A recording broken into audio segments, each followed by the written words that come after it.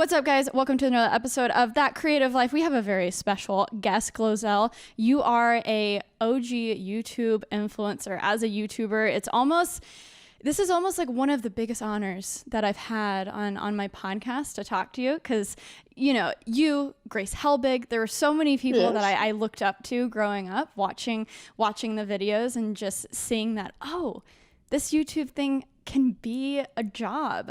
So it's an honor to sit here and talk to you. I think people probably know you just from your explosive videos the Cinnamon Challenge alone got what, 54 million views? Yes, it's over 60 now. It's just crazy. Wow. Yeah, which is just insane. And so you have a really amazing story, which we'll dive into today, but just welcome. And I'm excited to chat.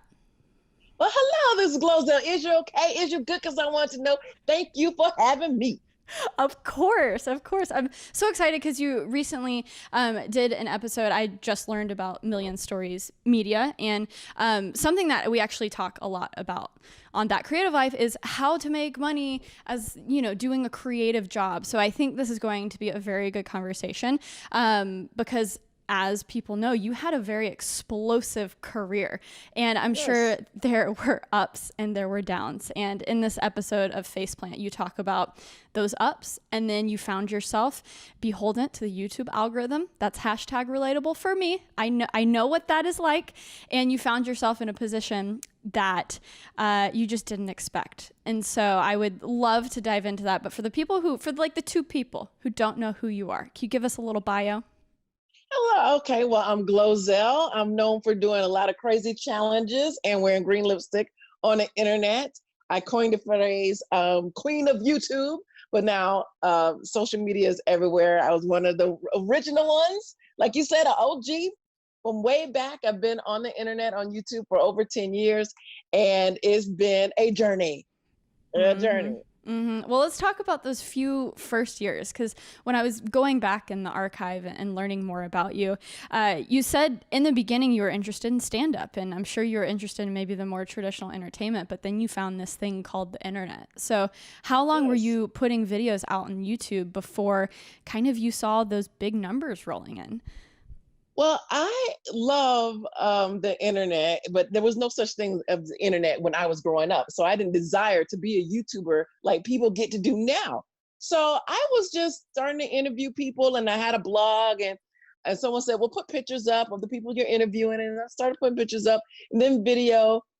And I have about 300 videos up on a blog before it just started going slow. So it was really slow. And my friend would say, well, there's this YouTube thing, just upload your videos there and copy and paste to your blog. And I'm like, I have 10 people watching my blog. I've got to get this up. This is very important. So I do that, and my audience is growing on YouTube. I don't even realize. And my friend, her name is Leslie, she's like, you have a video, like this push-up bra video, like it's close to 1 million. I was like, I don't know if that's not real people. Like, what is that? I know I have 10 here because I talked to these 10 here. And then 2 million, 3 million, 4 million. And I was like, wait. And I started looking at this YouTube. I'm like, answering back. I'm like, they're answering back. These are real people.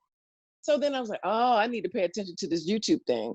And it was great because I was in the comedy club and I was telling comics, I'm like, you don't have to be here late at night. There's YouTube, and people can go to you and see you whenever. You could do your stand-up and not even have pants on, I'm like, I enjoy that, not having to drive late at night to comedy clubs. And that's when I really started to fall in love with it, and I really stuck with it. And it was great. Yeah, I mean, so back in the day. You mentioned a video about a push-up bra, and I'm sure comedy is at the heart of almost everything that you do. What was that like? How did you adjust to YouTube? Because it's definitely not the same as doing stand-up. It's the shorter 2, 3, 4 minute quirky videos. What was that shift like? Was it natural for you? Were you like, oh, this is fun? This wasn't natural for me because I was like, well, I wasn't thinking anybody was looking at it. It was like just writing in a notebook. I'm just putting my videos there. And one day I'll have a traditional show because I'm thinking I'm going to be on a sitcom, right?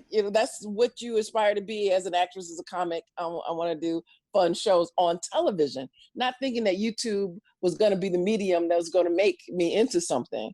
But as people started recognizing me on the streets, I was like, you know what? I really need to pay attention to this right here, because this is where I'm showing love. And then when money started coming in, I was like, oh, yes, I didn't make no money doing stand up, late at night, getting bumped off the stage and have to walk to my car late at night and say, excuse me, sir, can you get off my car? And then people, no, you have to drive like 5 or 6 comedians home because nobody have a car. You the one with the car. I mean, what were those nights like doing stand up? Like, what were the crowds? Was it like a crowd of 10 people, or was it a little rowdy? And then like, what was that like? The crowds at the comedy clubs depends on what night. And, you have some people that show up all the time so they can say your jokes with you. And you're like, oh, that's real cute, And then when you're having a good night and you're getting bumped, I've been bumped by Robin Williams. Like, you have to bring like 5 people in. They have to pay for their drinks. And then you don't get your stage time. But then they get a great show. So what does bumped mean? That just means that, you're like, not performing anymore? Right. The next day, let's say there's an Oscar show. And Robin Williams comes in and he's, testing out some jokes because he's going to be on tomorrow or the next day. And I've been bumped by Jamie Foxx. And I mean, the greatest. But then it's like, I only have the 5 minutes, and then you might hear something that you said done better by them. And like, I can't even do that joke because who's going to believe that they took something from me, so. Wow. So I'm sure YouTube was kind of a breath of fresh air. Like, it was definitely a breath of fresh air. And a lot of people only have one set. So it was hard for me to say, hey, comics, come over here. Like, no, because then people will hear your set. Because we were always scared of someone stealing your stuff because they did anyway. Right. So talk about YouTube. that transition from I feel like there's a lot of that from traditional, whether it's video, TV, anything, to the internet.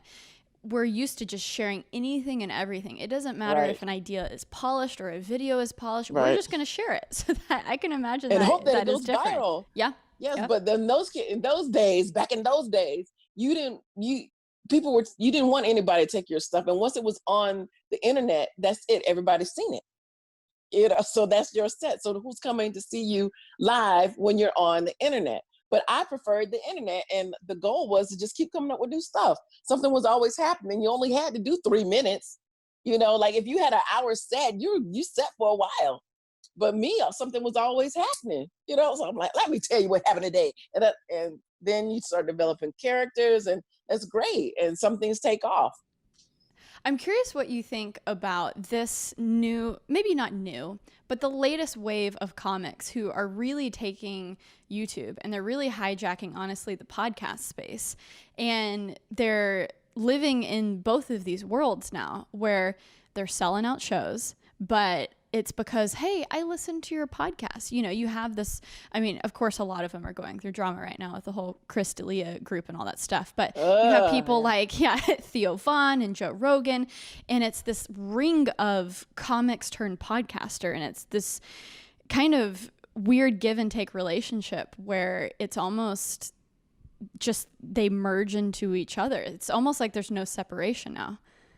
I do have to say that is great, because I was on a medium where people were like, YouTube is weird. The internet is wrong. Like, how dare you're not even a real actor. And now you come back to the comedy clubs and you're filling out because they know you from the internet. So it's the same thing. You want to be like, this is where I am, and it's great. But then things start to change, and it's great for them too. So this merge that's happening, you either go with the flow, or you'll become extinct. And there's a lot of people that I used to watch that are not there anymore. And there's new people who come up and they're big and you don't see them again. Like BitCon. Oh my goodness. I love BitCon. BitCon is a convention where the internet stars come, and I'm like, you'll hear and people screaming, and I'm going, watch, you're not going to even know this person next year. You're not going to even know this person next year. But you've got the Joeys and the Khalees and the Grace. We're still here.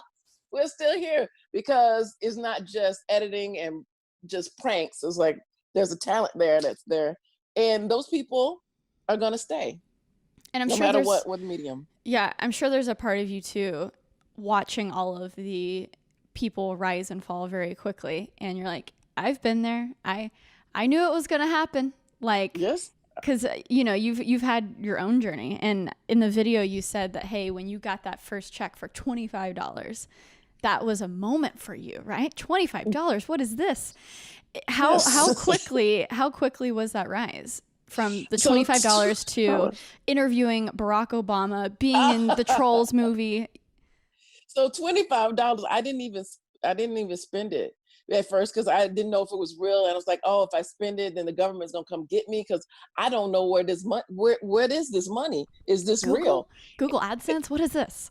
Yes, and then I'm like, and I needed that $25, and I was like, I'm gonna spend it, and I'm like, I guess we'll see. And then the $25, a week was like, a day, and I was like, I'm good. This is good, because and then it started growing. I go, let me fan this. And it's been wonderful. And then you have that first hit, that second hit, or someone like Miley Cyrus, Oprah Winfrey, Rihanna retweeting videos. And you're just like, oh, I'm famous now. This is great. And my goal was still thinking like, I'm going to be on television, because that's how I grew up. I'm thinking that is it. Because to this day, it wasn't until I went to the White House that my mom was like, what are you doing?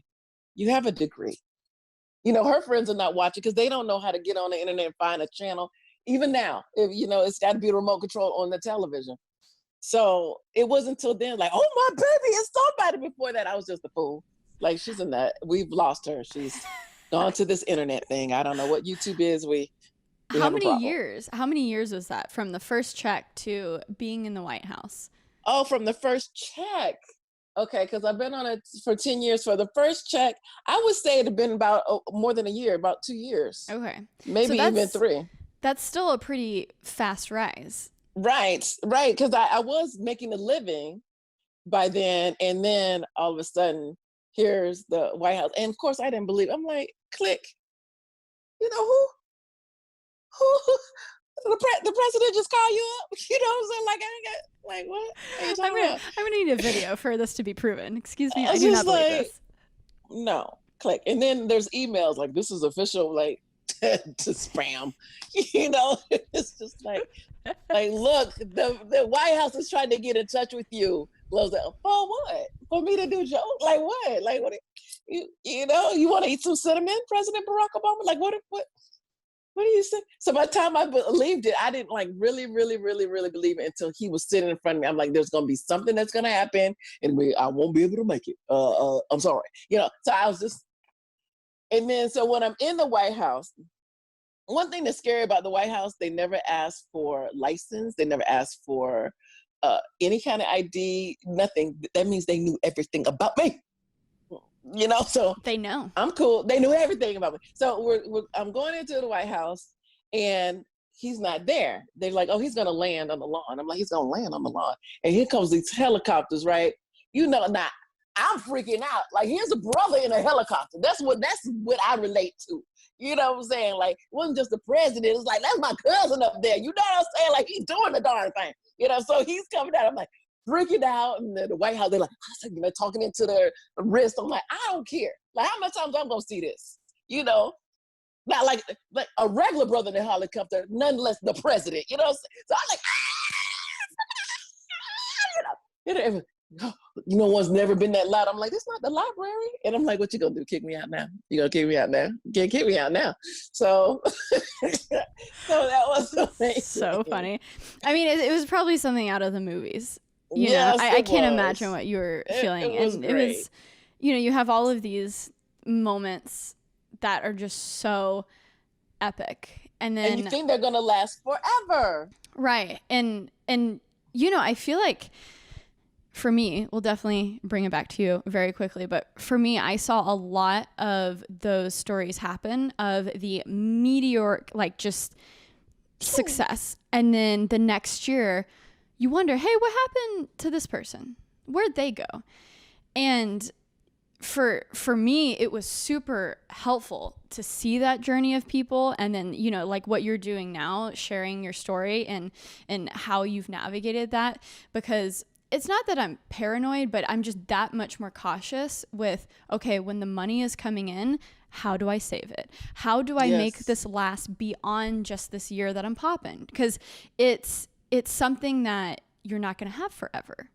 Right. But I'm telling you, there's a time, especially when I see the young people like, oh, I've got a hit video. And they might show up here in this magazine or here. And I'm just like, oh my goodness, because it goes to your head. And now they're riding around the scooters and they're getting these new cars and, oh, I'm buying this house. I'm like, all it takes is for YouTube or whatever your medium is to go, you know what, let's switch this. Or the president go, you know what, I don't even like TikTok anymore. I'm just going to take it down. You're just like, I'm like, oh, allow these people. Anything can happen, and your gravy train just goes. Swoop. Yeah. So let's talk about that moment. So you're at the top of the top. I'm the top of the top. I'm the most recognizable face everywhere. Yeah. Still recognize. I'm like, how do you recognize me with a mask on in the grocery store? How? Let's close that. Like, how?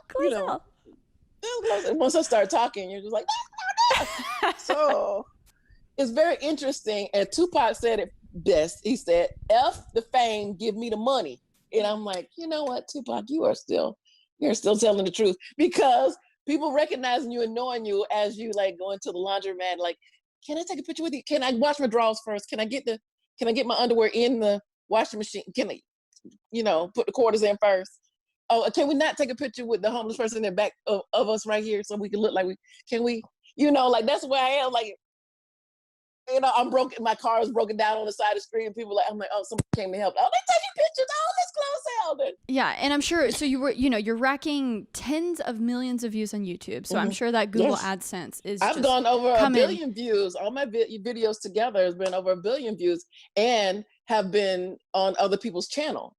And in different countries, and on television, and all these things, and they're still going. And all of a sudden, I'm the breadwinner, which was no problem. But then it's like, oh, something's not working. We're divorcing, and then there's no money coming in. So now I got to find a place, look for a place. I'm a single mom, don't have any money coming in, and you're paying for a divorce. They all hit at once. So it went completely dry. And that's when, and I'm not going to cry, hallelujah. But that's when you know who your friends are. Because a lot of people who you think are good until there's a problem.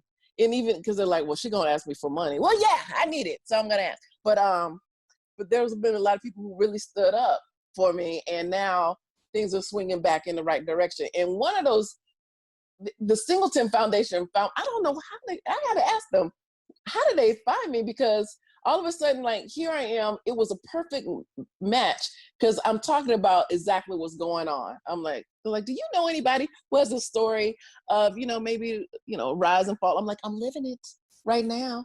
Will you be willing to share your story? I'm like, sure. I have nothing to lose. I have nothing. And I'm like, so I look at those young people and I'm like, if I might tell my story, could help you even save your life, because there's times where you're like, why am I here? Like, I used to be somebody, I'm talking to presidents, sitting presidents in the White House. I interviewed Hillary Clinton, former Secretary Hillary Clinton, next, after never interviewing anybody ever. So you thinking, and your Vanity Fair, People Magazine, all these things. And I'm like, how are we going to eat? I got a child. What am I going to do? How am I keep the lights on? How am I keep her from now, somebody else wants full custody. And this is a nuts. So this is where I was. And I had some people who really step up, and a lot of faith, and a lot of like, okay, you got to keep going. And the people who you think going to be there for you, even though they love you, like my mom, she's like, well, you need to stay where you are. You need to stay with, and I'm like, this situation is not working, but she's old school. The reason why I bring up her is because some people, money and their spirituality comes together, like she's like, you need to stay there because you got married to him. And I'm like, this is not working. And some people will stay in situations because they feel like they're bound to, and wherever that relationship is, and they feel like they might get in trouble or whatever. But that's where I was, and I took the leap anyway by myself. And then other people surfaced. And just like no one thought I was doing anything until I went to the White House, certain circles, now they're like, oh, that's good that you moved. Oh, that's great. You know, because I'm on the other side. There was a time where I don't know where I'm going. I had no credit. I went from no credit to bad credit because all of a sudden I'm using everything so much. So here comes the Singleton Foundation. They're like, well, what's your credit score? I'm like, I don't know. Like, well, what, you know, how much do you make? I don't know. It fluctuates. How many people looked at my videos and said, I don't know. Yeah. So how do you pay your bills? I don't know. Because I've had assistants and nannies. I don't know. So during that time, was your management handling all of that? So you didn't have necessarily like a hands-on with it. Right. I didn't have a hands-on. I was making the money and I thought that was good enough. And then the bills would get paid. And now, especially then COVID hit, like there's nobody coming over. Who am I with? What's a Southern Bell? What is it? Verizon? Is it Spectrum? Like, I don't know. I didn't know anything. Here comes bills. And I'm like, I don't know how to pay this. Where's the gas tank? I didn't do that. The grocery store, I don't have no idea how much grapes cost. Well, oh my gosh. I grew up in a home where my mom was just a rock star. She was a stay-at-home mom. And the moment I graduated high school, and I stayed at home during college to save money, but the moment I moved out 3 years in, I was like, I don't even know how to make a cup of tea. What is that? Like, wait, how do you do the internet? And still, right now, I'm turning 26 tomorrow. And I'm like, how do I get health insurance? You go, Leo. I'm like, thanks. I'm like, oh, I got to figure out health insurance. How do you do that? And I think there's so many little things like that are so intimidating. And for a moment, and it sounds like you're doing amazing work with this foundation about financial literacy and, hey, how do you take those steps? So let's like bring it back to the basics. And okay, credit score. I only knew about that because I was in a community college class and the girl next to me was like 3 years older. And I was talking about buying something and she goes, why are you buying it with a debit card? Do you have credit? And I was like, no, what is that? You know, like I was always taught that credit cards are evil. You know, we went on the opposite spectrum of like Dave Ramsey type stuff to where I was like, I'm paying everything in cash, and which is great for some people. But then you learn about this thing in the US of A, your entire worth, all of your decisions are based on, do you have a decent credit score? Exactly right. What? So I thought I had good credit because I didn't owe anybody credit wise because I was paying for cash. And it's not that. If they don't know how to track it, you know, and it's that balance of, okay, you have to have a healthy amount of debt. When I started looking around, because I thought I was doing it right. I had a college scholarship. I was staying at home, you know, because that's you don't want debt.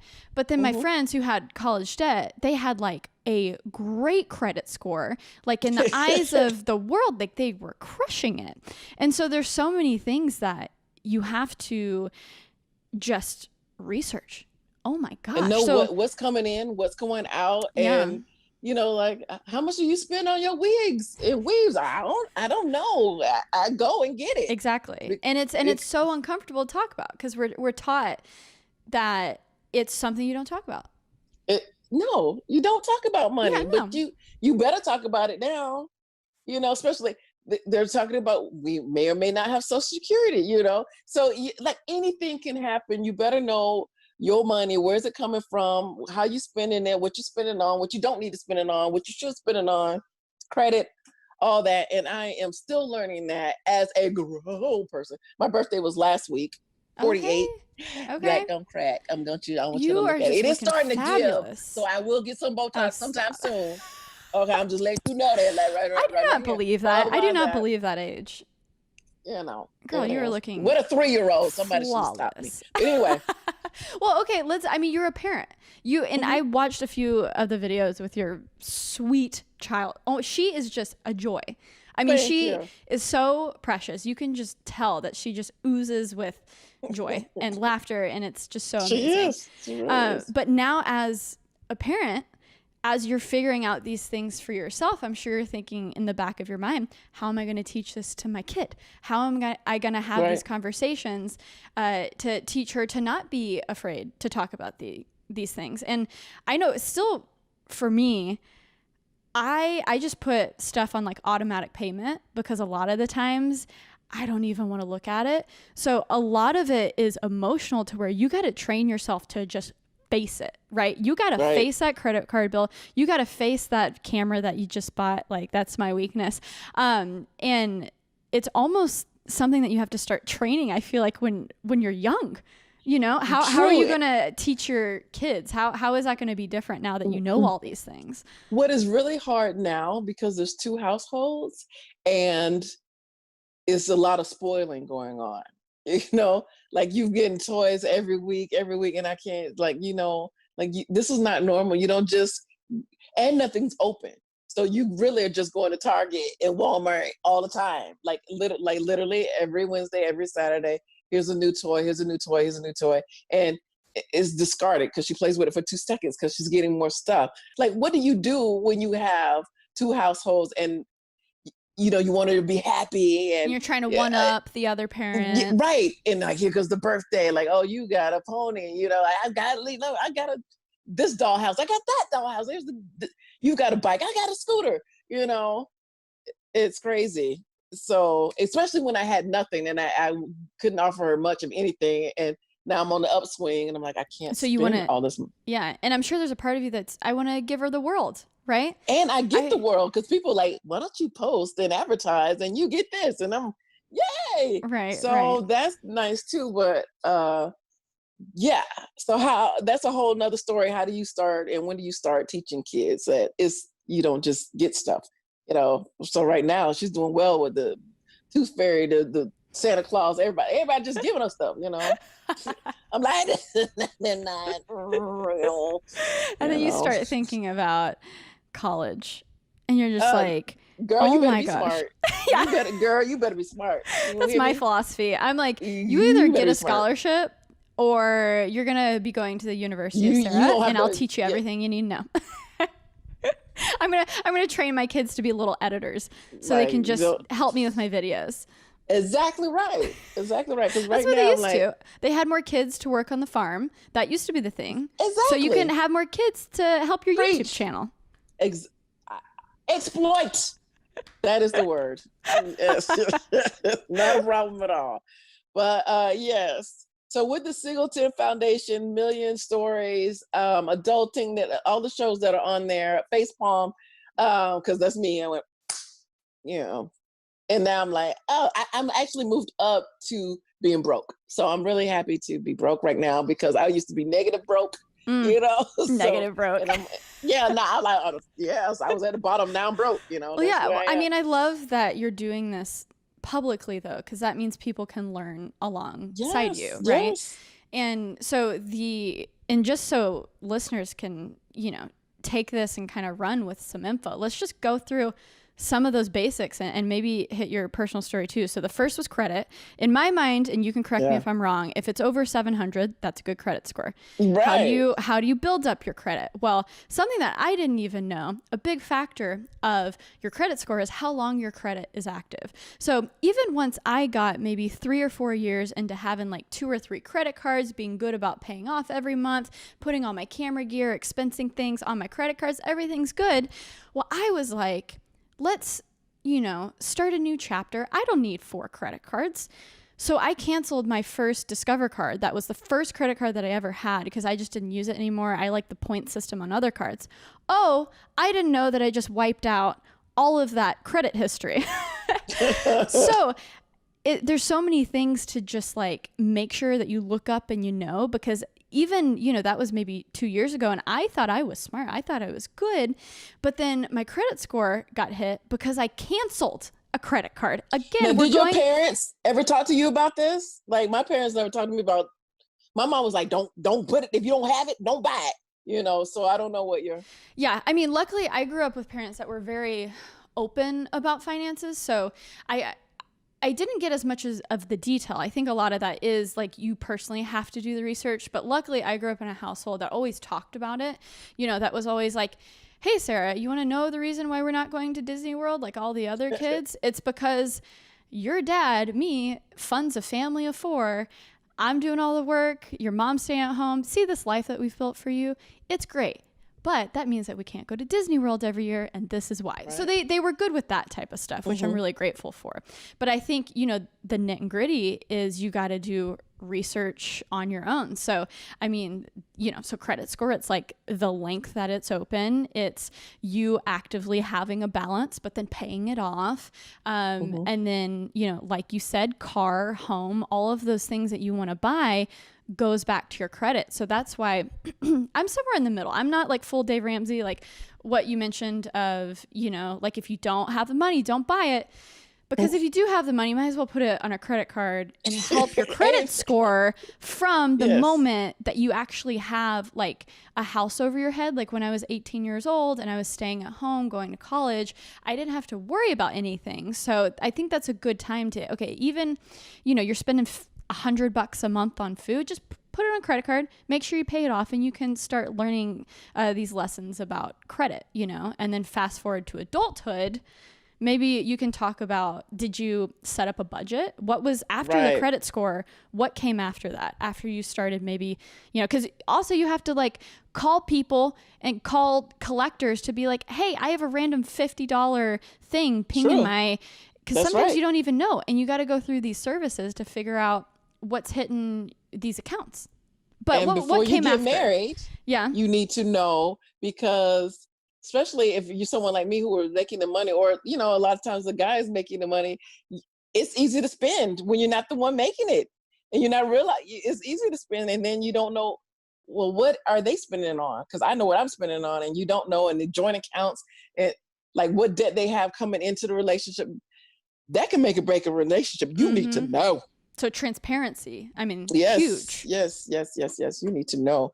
So I know. I'm like, my boyfriend, I'm like, what's your credit score? Say I'm in an entanglement right now because I got I'm divorcing, but I got, you know, a boyfriend.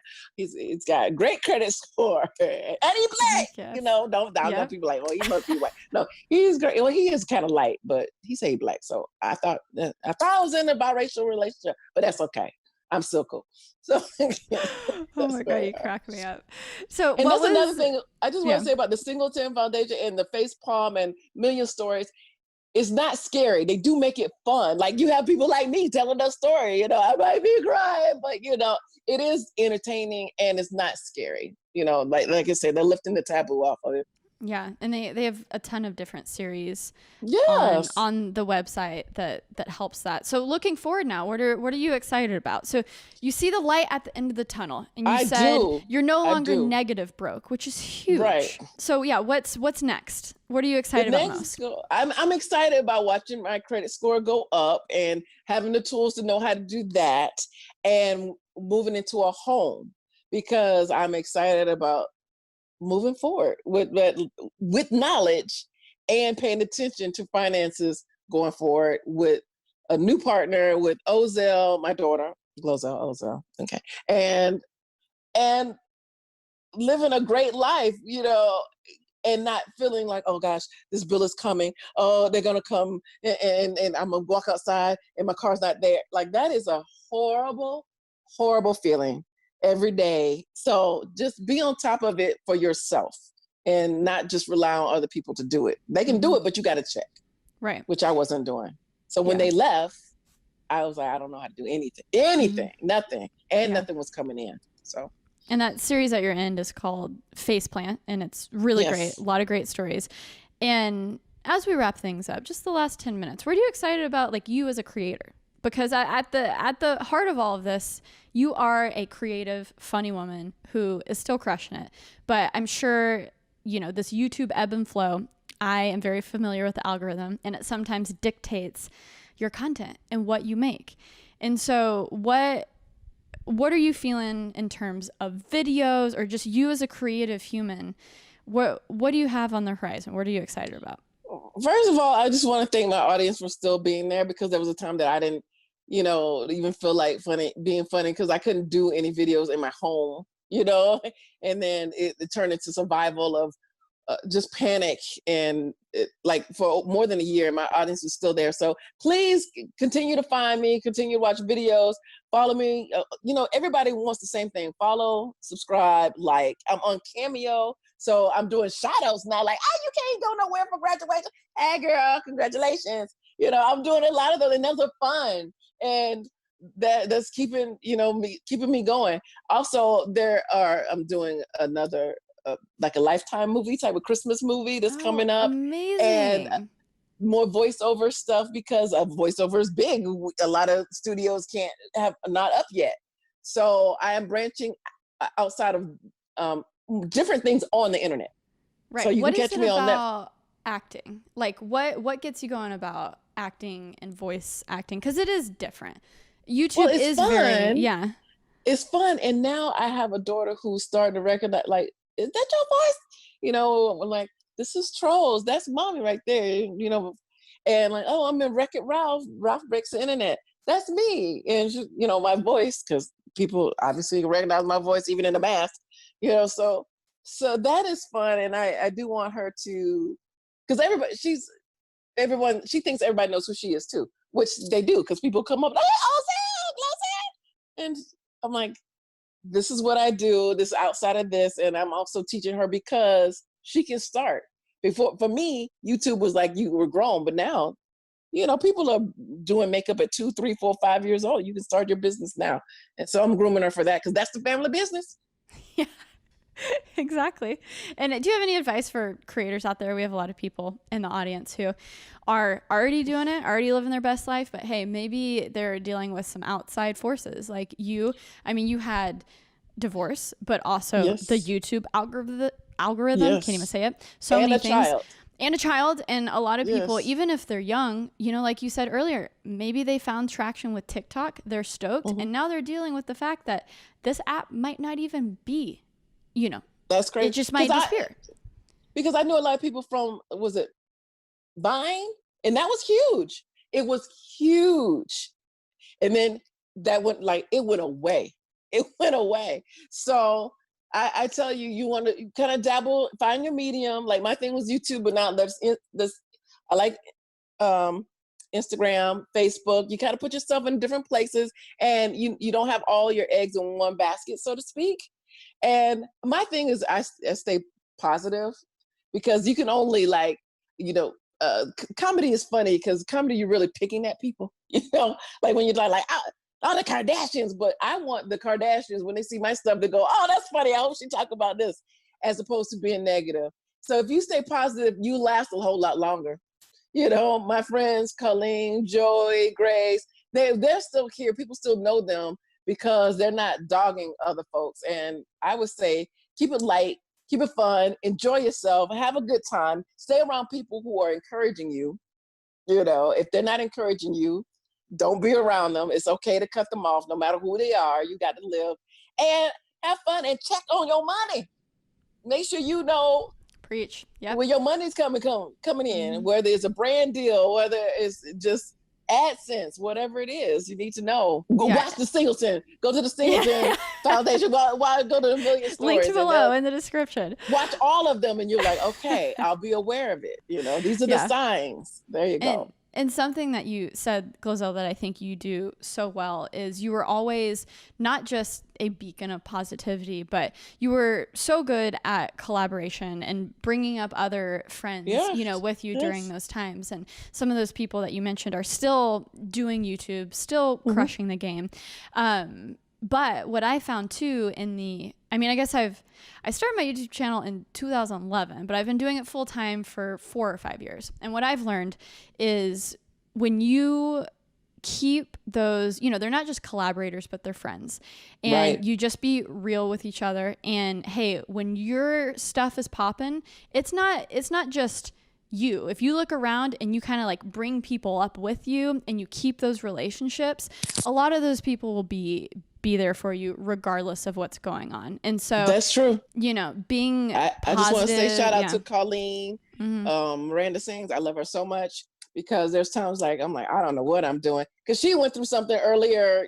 She's gone through something, and then I was going through the same thing a little years later, and I was there for her. She was there for me, definitely. So I always want to support her. Everybody go there's no shows, but buy all her merchandise, and please continue to subscribe to her, subscribe to me, click like, cameos. I'm there for you. Cameo. Is you okay? Hello. Yeah. Hello. And it's been amazing to watch your journey everyone Thank else's you. journey. And Thank you. And just so you know, there's a lot of, even if it doesn't seem like it, there's a lot of creators that admire you and your just your era of creators. You know, Thank I you. mean, Because we seriously, were doing it when people thought we were dumb, crazy. What are you doing? you were doing People it when it wasn't cool. When it wasn't cool, people understood. People on television, they understood movies, but they did not understand the internet, and they just did not get it. And now it's cool. But thank you for recognizing that I am an OG. That's right. I'm one of the originals, and I paved the way for you, little girl. Yes, You know? yes, I love it. Well, GloZell, thank you so much for being on you. That Creative Life. Yes. millionstories.com. Please check it out. Love you. Thank you. Amazing. All the links will be in the show notes below. If you guys want to check it out, you can stick around for the end of the show Q&A. I'm actually going to take a few questions about finance, for the theme of today's show. Thank you so much all for listening. Make sure you're subscribed on Apple Podcasts, Spotify, Google Podcasts, wherever you find me. And until next time, guys, stay beachy, and thank you for listening.